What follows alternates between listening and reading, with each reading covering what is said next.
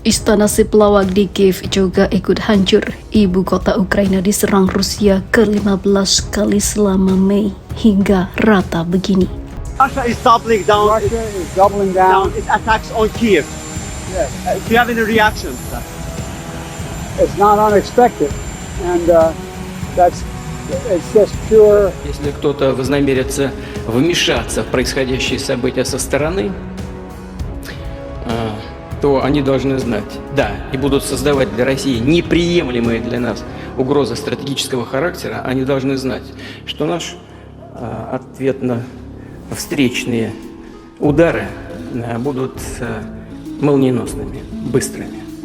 У нас есть для этого все инструменты, такие, которыми не может сейчас похвастаться никто, а мы хвастаться не будем.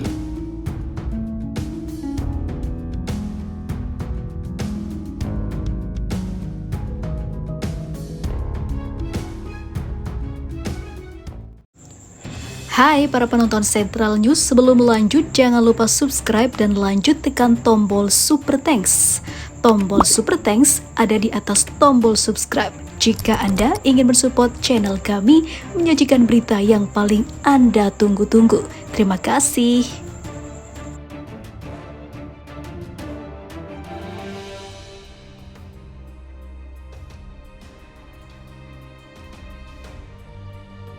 Ledakan mengguncang ibu kota Ukraina, Kiev. Menurut pejabat setempat, dalam serangan udara Rusia itu di kota itu pada bulan Mei terakhir kali, dan 2 serangan berturut-turut dalam semalam telah berdampak hingga bulan Juni ini. Sebuah rudal ditembak jatuh di Kiev, kata wali kota Vitali Klitschko di saluran pesan telegram pada Senin kemarin.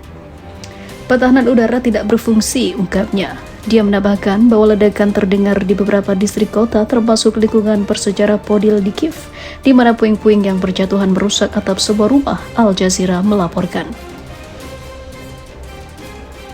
Menurut informasi awal dari wali kota dan administrasi militer kota, tidak ada korban jiwa dalam serangan malam itu.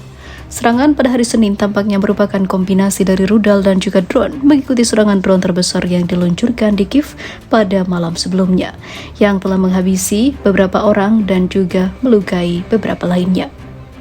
Para pejabat mengatakan pertahanan udara kota menembak jatuh 40 drone di dalam dan juga sekitar ibu kota pada hari Minggu.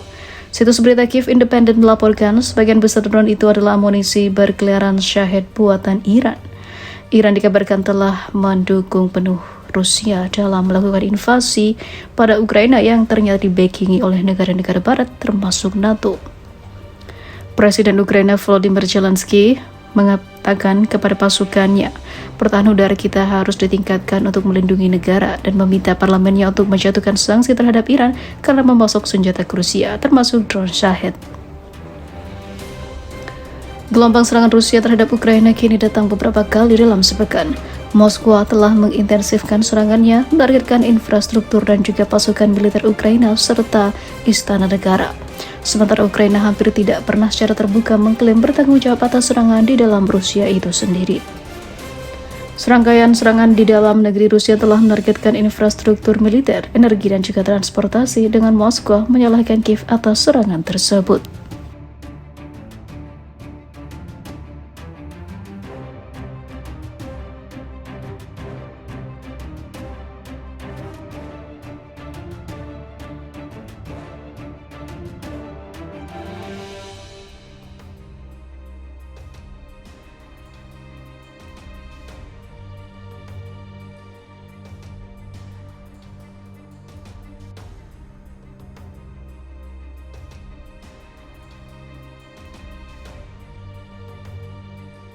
Mantap, tanpa banyak bantuan Rusia siap perang sampai kiamat. Amerika dan NATO kewalahan dengan militer beruang merah.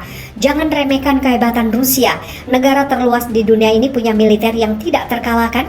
Bahkan Putin mengakui jika negaranya mampu berperang sampai kapanpun, termasuk hingga kiamat pun, negaranya sanggup meladeni para musuhnya, khususnya Amerika dan negara-negara barat anggota NATO. Sampai di titik ini saja semua negara itu bersatu hanya untuk menghancurkan satu negara, yaitu Rusia. Berarti Hati Rusia memang superpower karena banyak negara harus turun tangan.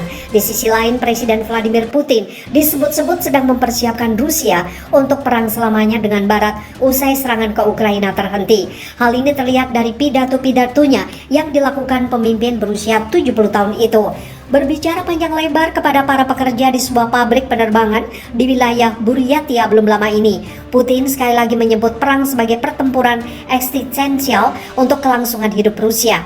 Bagi kami ini bukanlah tugas geopolitik, tetapi tugas untuk mempertahankan kenegaraan Rusia, menciptakan kondisi untuk perkembangan negara dan anak-anak kami di masa depan, kata Putin. Sebagaimana dikutip The Guardian, analis politik Maxim Trudolyubov mengatakan, pola pidato Putin tersebut semakin bergeser ke arah diskusi apa yang disebut pengamat sebagai perang selamanya dengan Barat.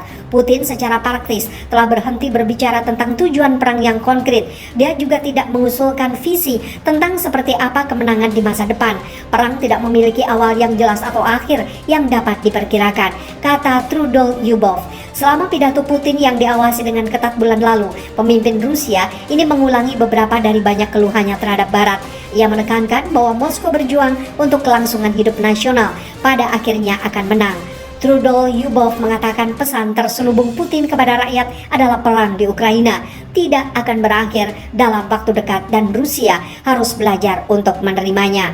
Menurut sebuah studi tentang pidato presiden oleh kantor berita Rusia, Vestska, Putin terakhir menyebutkan pertempuran di Ukraina pada 15 Januari 2023. Dalam pidato itu Putin mengatakan bahwa dinamika pasukannya positif. Kepemimpinan Rusia awalnya memperkirakan konflik akan berlangsung hanya dalam hitungan minggu sebelum mereka menyatakan kemenangan.